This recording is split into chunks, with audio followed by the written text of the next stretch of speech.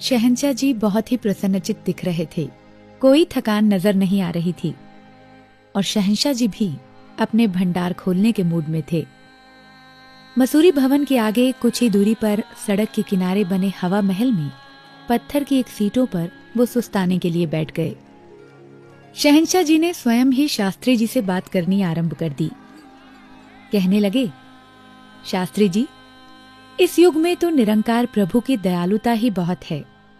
ये हमारे परलोक के साथ साथ लोक भी संवारना चाहता है। हर मनुष्य का पहला संसार उसका घर होता है और यदि घर में सुख है तो बाहर भी सुख ही मिलेगा।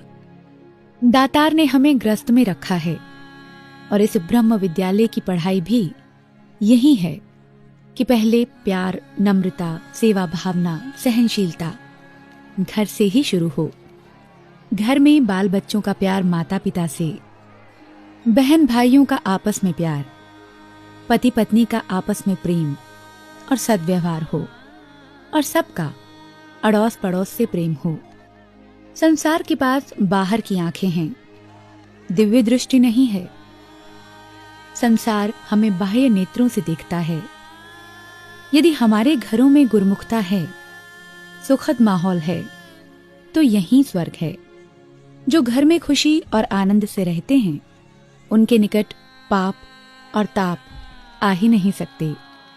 गुरु का हृदय भी ऐसे संतों को देखकर प्रसन्न ही होता है। यदि घर में इस प्रकार सभी रहें, तो कोई वस्तु ऐसी नहीं जो इनको प्राप्त न हो।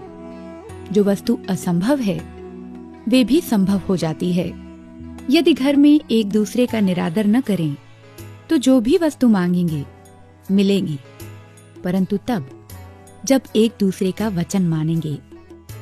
यदि वचन न माने तो इनका अपना फल होगा। ज्ञान से मुक्ति तो मिल गई, पर लोक सुखी तभी होगा जब गुरु के वचन पर दृढ़ता से कर्म किया जाएगा, क्योंकि गुरु के वचनों में गुरु की कोई गर्ज या स्वार्थ नहीं होता, केवल परोपकार ही होता है। अब देखिए ना, मैं सदा एक बात पर ही जोर देता रहा हूँ कि ये सत्य का मार्ग है।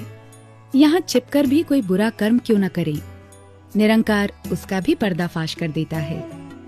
इसलिए अंग संग निरंकार को जानकर संतजनों और किसी के साथ भी छल कपट करने से डरना चाहिए।